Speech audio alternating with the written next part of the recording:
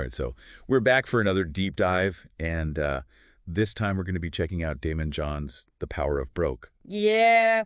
We're going to be trying to pull out some wisdom for entrepreneurs from his success stories. Yeah. So I think one of the interesting things about Daymond John's book is that he kind of reframes the idea of like being broke. Right. Instead of it being like a disadvantage, he really uses it as a springboard for resourcefulness and innovation. Yeah, that's really interesting. And I think that power of broke mindset, it's about more than just like, not having money, Yeah. right? Oh, absolutely. It's about leveraging those limitations to think outside the box. Yeah. When you're kind of backed into a corner and you seemingly don't have options, Right. that's when the real magic can happen. Yeah, and you think about like when he couldn't afford billboards for FUBU, and so he went around and convinced store owners to let him use their security gates Yeah. as like, a billboard, Yeah.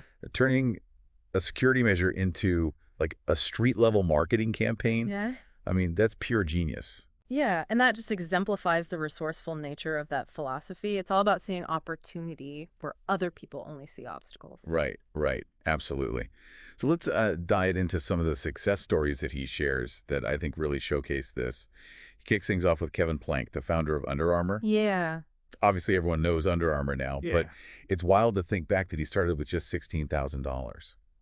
Yeah, I mean, Kevin Plank's story is really one of tenacity. He was living and working out of his grandmother's basement, but, never let that stop him. Talk about like turning constraints into fuel. And he even took his last $3,400 to Atlantic City to try and win enough at blackjack to like cover some outstanding checks. I mean, that's some serious dedication. Yeah. But also like, is gambling a business strategy? Yeah, that's not something, that we'd advise, of course. Right. But it does highlight like his unwavering commitment to his vision. Yeah. He was willing to kind of take those risks, calculated risks, to keep his dream alive. Right. But, it's worth noting he did lose it all at the blackjack table. So, yeah, proven, this approach should be taken with extreme caution.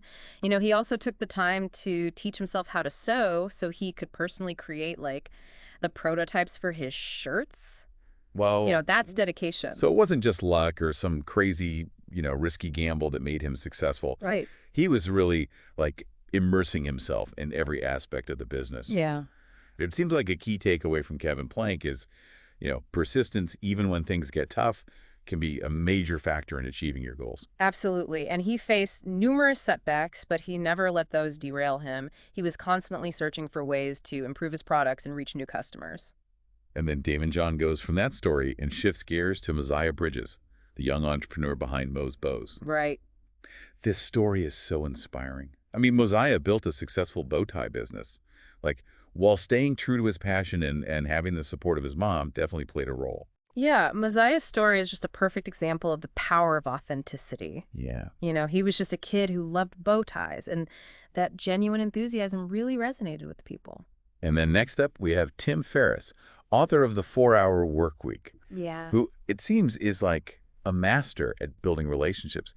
And his story really demonstrates like the power of networking and having a genuine interest in helping other people. Yeah, and I mean, Tim understood that, like, the importance of human connection. He wanted to connect with influential people, but not in a way that was just transactional. He was genuinely interested in learning from them and then offering something valuable in return. So it's like instead of just asking for favors, he offered help first and built those relationships genuinely. Yeah, and that really paid off. I Yeah. mean, it led to the success of his book. But I'm just curious, how do you suggest, like, the average listener who might not be an author or entrepreneur, apply this principle in their own life? Well, I think it's about shifting your mindset, from what can this person do for me to how can I provide value to this person? Right. And whether you're, networking for a new job or building relationships in your industry or just even trying to like expand your social circle. Right. Offering genuine help and support is always a good strategy. Right, right.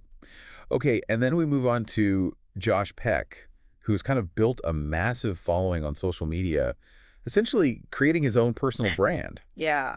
And his story is proof that, like, broke can apply to a lack of opportunity as much as it does to, like, finances. Yeah, and Josh took what he had, his humor, personality, and consistency, and turned it into a successful online business. Right. I mean, that's power of broke thinking in action. Yeah, and I love his advice to be in the efforts business, not the results business. It's such a refreshing perspective, especially in a world that's so focused on, instant gratification. Right. But like, what does that actually look like day to day? Well, I think it's about focusing on what you can control. So the work you put in, the consistency you maintain, and staying true to yourself. Right. So instead of obsessing over like likes or followers or even sales, concentrate on delivering high quality content, engaging with your audience authentically, and building something meaningful. And speaking of building something meaningful, Yeah. Daymond John next introduces us to Linda Johansson James, the founder of American Kiosk Management. Okay. And she's a master of specialty retail, which,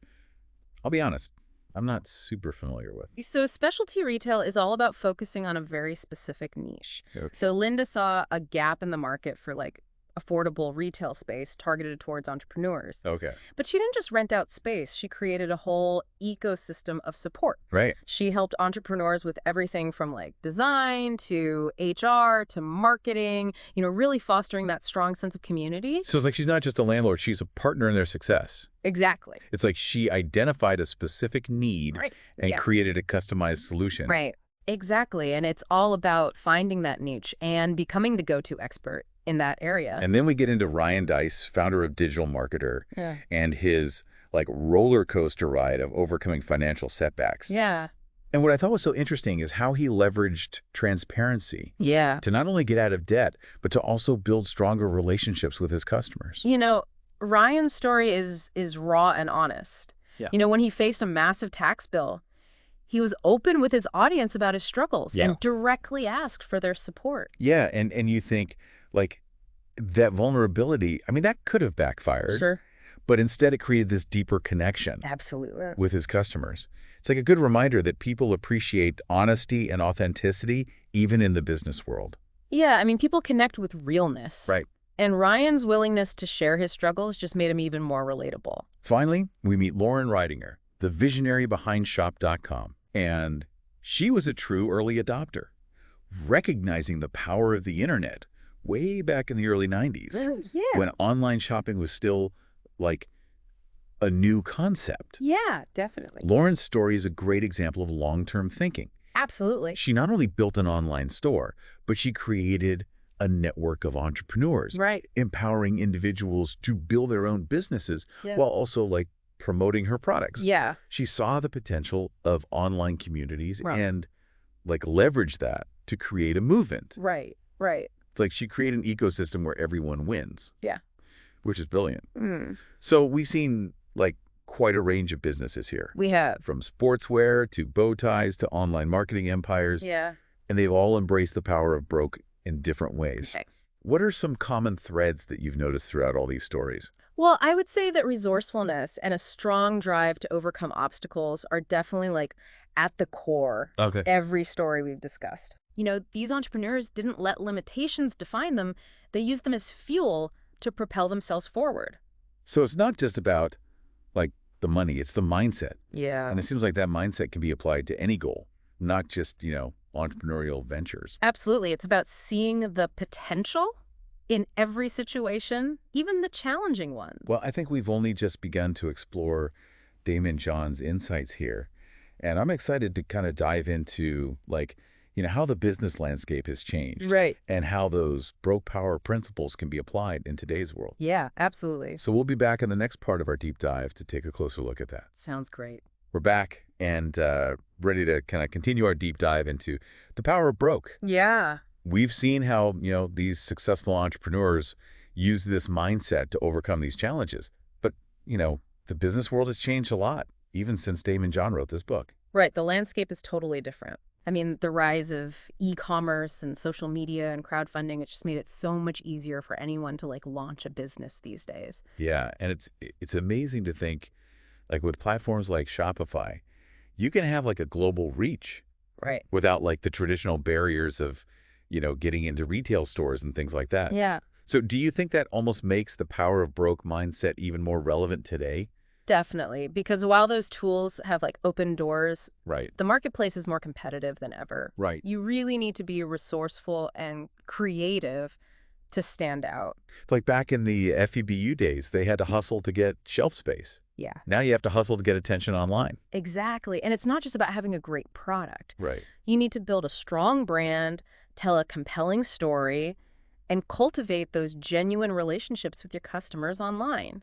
Yeah, and we saw how Josh Peck really leveraged social media, right, to Yeah. kind of build this huge following by just being authentic and engaging. Do you think that that's like a key aspect of the power of broke in like the digital age? I think it's crucial. Yeah. I mean, authenticity resonates with people, especially online. Yeah. When you're genuine, you build trust, and that's invaluable when you're trying to grow a business. So the marketplace is evolving, but Daymond John also lays out some core broke power principles Yeah. that I feel like are pretty timeless. Right. So let's dig into those a little bit. So he starts with resourcefulness, which we've obviously seen in action throughout the book. Yeah, it's about looking at limitations as opportunities Okay. to get creative and do more with less. Right. You know, Kevin Plank using security gates as billboards. Right. That's a perfect example. Lauren Ridinger, building her first website with friends because she couldn't afford to hire professionals. Right. That's resourcefulness at its finest. Exactly. It's that make it work mentality. Yeah.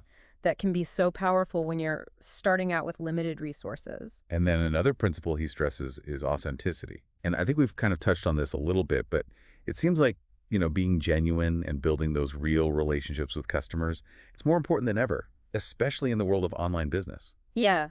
I mean, people can spot a fake a mile away. Right. So it's crucial to be true to yourself and your brand. And it's not just about having a catchy slogan. Right. It's about reflecting your values in everything you do. That makes me think back to Mosiah Bridges and his love for bow ties. Right. I mean, his passion was so real and it resonated with like everyone he met. Yeah. And customers can tell if you're passionate about what you're doing. Right. And that passion is contagious. Yeah, go. It's trust and loyalty. Daymond John also talks about optimization, which seems like a key principle for like anyone, not just entrepreneurs. Optimization is all about efficiency and constantly refining your approach. Okay. It's about working smarter, not harder, and making the most of your time and your resources. That sounds like a great skill to develop, whether you're running a business or just trying to manage your daily life. Absolutely. It's about identifying what works, eliminating what doesn't, and always looking for ways to improve your process.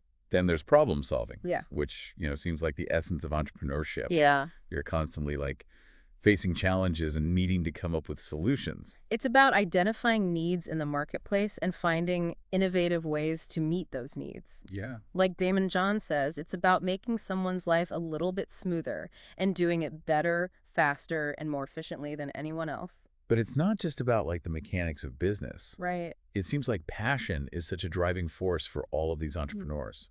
Yeah, passion is the fuel that keeps you going when things get tough. Right. Think about Mosiah and his love for bow ties, or Lauren Ridinger's belief in the power of the internet. Yeah. It's that fire that keeps you going when you face rejection or setbacks. And Daymond John also talks about empathy, which I think is such a fascinating concept to apply to business. It is, because empathy is about understanding your customers' needs and seeing things from their perspective. Yeah. It's about building a brand that resonates with their values and solving problems that genuinely make their lives better. That makes me think about that story about Michael Jackson. Oh, yeah. Like listening to his music on a tiny transistor radio to hear how his fans would experience it. Right. That's a great example of putting yourself in your customer's shoes. Exactly. And that level of empathy can make all the difference in creating a product or a service that truly connects with people. Another important principle is long-term thinking, which is crucial in a world that's so obsessed with instant gratification. Yeah, building a successful business takes time and dedication. Yeah. It's about having a vision for the future and making decisions that support that vision, even if they don't yield immediate results. And finally, Daymond John emphasizes the importance of positive expectations. Right. It's about believing in yourself, your vision, and your ability to succeed. Yeah. It's not about being naive or ignoring challenges. Right. It's about cultivating a mindset that attracts success. I want to go back to one last story before we wrap up this section. Okay. Mark Burnett, the producer of Shark Tank. Oh, yeah. Daymond John ends his book with Mark's journey. Yeah. And it's such an inspiring example of how, like, the unconventional path Right. can lead to, like, extraordinary success. And Mark didn't follow a traditional route. No, he did not. I mean, he started selling T-shirts on the beach, pursued his passion for adventure, and ultimately ended up creating a whole new genre of television. He didn't just like stumble into success. Yeah. He was very actively creating opportunities. Yeah. It seems like a key part of his story is like taking risks and pursuing your passions, even if they seem a little crazy. Absolutely. He wasn't afraid to go against the grain, challenge conventions, and step outside his comfort zone. Right. And that fearlessness ultimately led him to incredible success. Yeah, I mean, we've covered a lot of ground in this section. Like, we looked at how the business landscape has evolved. We've explored some of Daymond John's key broke power principles. We have. But before we wrap up this episode completely, Uh, I think it's important to bring it back to the listener Right. and how they can kind of apply these concepts to their own lives. Right. And in the final part of our deep dive, that's exactly what we'll do. Yeah. We'll recap the key takeaways from the power of broke Okay. and offer some thought-provoking questions to help our listener identify their own power of broke advantage. Okay, so we are back for the final part of our deep dive into the power of broke. Yeah. We've explored the stories of like so many incredible entrepreneurs. We unpack some pretty powerful principles. All right. And as we kind of wrap up, it's important to remember that, the power of broke, it's more than just a collection of strategies. Yeah. It's a mindset. Okay. It's a way of approaching challenges and turning those limitations into fuel for innovation. Yeah, it's that scrappy spirit, Yeah. that relentless drive to like make your vision a reality. Yeah. And it seems like it can be applied to like any dream, not just starting a business. Yeah. Absolutely. Whether you're, launching a creative project, pursuing a career change, or just, even trying to overcome a personal obstacle, the power of broke mindset can help you get there. So let's kind of revisit those broke power principles one last time. We have resourcefulness, authenticity, optimization, problem solving, passion, empathy, long-term thinking, and positive expectations. These aren't just buzzwords. These are actionable steps. Right. And they all work together. Yeah. For example, you can be incredibly resourceful, but if you lack the passion to fuel those efforts, it might be hard to sustain momentum. That makes sense. So how can our listener kind of tap into their own power of broke advantage? What if they're feeling stuck or like they don't know where to start? Well, I think it starts with identifying your limitations. Okay. What obstacles are you facing? What resources are you lacking? Right. And instead of seeing those as roadblocks, try to reframe them as opportunities for creative problem solving. So instead of saying like, I can't do this because I don't have X, it's like, how can I achieve this even though I don't have X? Exactly. It's a subtle shift in perspective, Right. but it can make a huge difference. And that makes me think about authenticity again. Right. We talk about how crucial that is to be genuine, especially in today's world. Yeah. I mean, in a world where everyone is trying to, project this perfect image online, Right.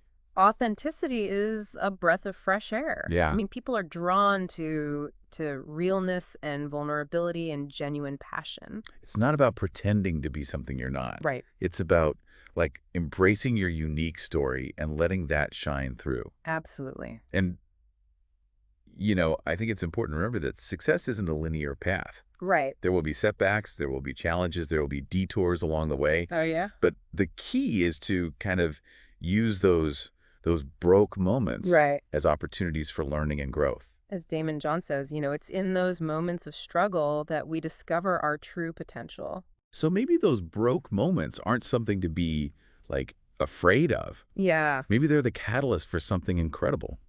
Yeah, I think that's a great takeaway. Instead of seeing those limitations as something that's holding you back, embrace them Right. as opportunities to innovate, to grow, and to really unleash your power of broke. Well, if you are looking for, more inspiration, practical advice, Yeah. we highly encourage you to check out Daymond John's The Power of Broke. Absolutely. It's filled with such insightful stories and actionable strategies that can help you achieve your dreams no matter what obstacles you might be facing. Awesome. Well, thanks for joining us on this deep dive. Yeah, thanks for having me. We hope you found it insightful. We hope you found it empowering. I did. And until next time, keep learning, keep hustling, and keep believing in yourself.